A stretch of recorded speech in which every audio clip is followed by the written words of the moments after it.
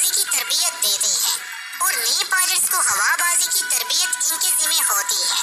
تربیتی طیاروں میں 2 سیٹیں ہوتی ہیں اور ایمرجنسی کی صورت میں انہیں آپریشن کے لیے بھی استعمال کیا جا سکتا ہے۔ امریکی ساخت کا T-33 طیارہ بھی اسی کیٹاگری کا طیارہ تھا۔ مطیع الرحمان نے اس کی تربیت لی اور اعزازی نمبروں سے پاس ہوئے۔ اس کے بعد اس کو پشاور میں تعینات کر دیا گیا۔ اس نے 1965 کی جنگ بھی لڑی۔ بنگلہ دیش میں لبریشن وار کے دوران اس نے چھٹی لے لی اور اپنے خاندان سمیت اپنے آبائی وطن ڈھاکہ چلا گیا، لیکن وہ چھٹیاں ختم ہونے کے باوجود واپس نہیں آیا۔ جب پاک آرمی نے مکتی بانی کے خلاف اپنی کارروائیاں شروع کی تو یہ بھی وہاں ایک گاؤں میں موجود تھا اور اس نے اپنی ایک فورس بنا رکھی تھی جسے ٹریننگ دیتا تھا۔ 14 اپریل 1971 میں پاک فضائیہ نے اس کے کیمپ پر حملہ کیا، لیکن وہ پہلے ہی اپنے بچاؤ کا انتظام کر چکا تھا۔ اس طرح وہ سب لوگ بچ گئے جو اس کے ساتھ تھے۔ اس کے بعد مطیع الرحمان ڈھاکہ واپس چلا گیا اور 9 مئی کو کراچی واپس آ گیا۔ اس نے لیٹ ہونے کی وجہ بنگلہ دیش کی علیحدگی کا بہانہ بنا کر اپنی جان چھڑا لی، جس کو سچ تسلیم کر لیا گیا اور اسے دوبارہ جوائننگ دے دی گئی اور اسے انسٹرکٹر پائلٹ بنا دیا گیا۔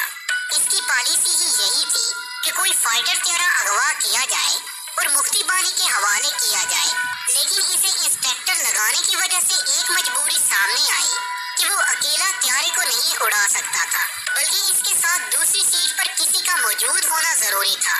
20 اگست 1971 کو پائلٹ افسر راشد منہاس کی ٹریننگ T-33 جیٹ ٹرینرز کے ساتھ شیڈیولڈ پرواز ہونی تھی۔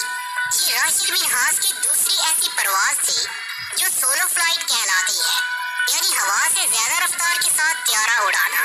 مطیع الرحمان نے یہ سوچا کہ night wing pilot Rashid Minhas, جس کی عمر 20 سال تھی، اس کو میں آسانی سے قابو کر لوں گا۔ جب راشد منہاس اپنے طیارے میں رن وے پر موجود تھے تو اس نے طیارہ رکوا کر انسٹرکٹر کی سیٹ پر جلدی سے سوار ہو گیا اور طیارے کو بھارت کی طرف موڑنے کا حکم دیا، لیکن راشد منہاس نے بہادری کے ساتھ ایئرپورٹ انتظامیہ کو اطلاع دے دی کہ اسے اغوا کیا جا رہا ہے۔ اس پر ایئر کنٹرولر نے راشد منہاس کو دوبارہ پیغام بھیجنے کے لیے کہا، جس پر راشد منہاس نے دوبارہ تصدیق کر دی کہ حقیقت میں اس کو طیارے سمیت اغوا کیا جا رہا ہے۔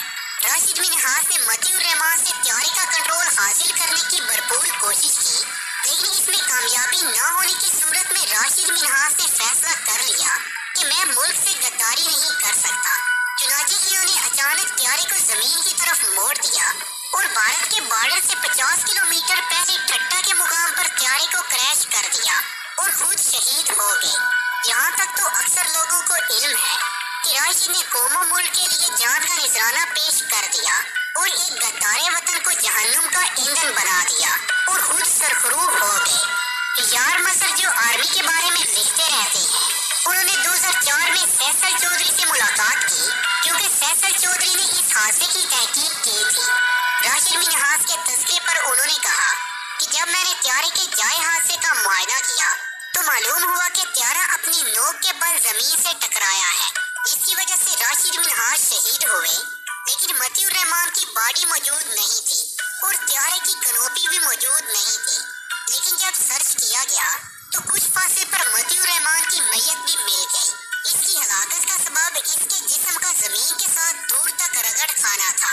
راشد نے کم بلندی پر آ کر طیارے کی کنوپی کھول دی تھی، جس کی وجہ سے مطیع الرحمان طیارے سے باہر جا گیا کیونکہ اس نے سیٹ بیلٹ نہیں لگائی ہوئی تھی۔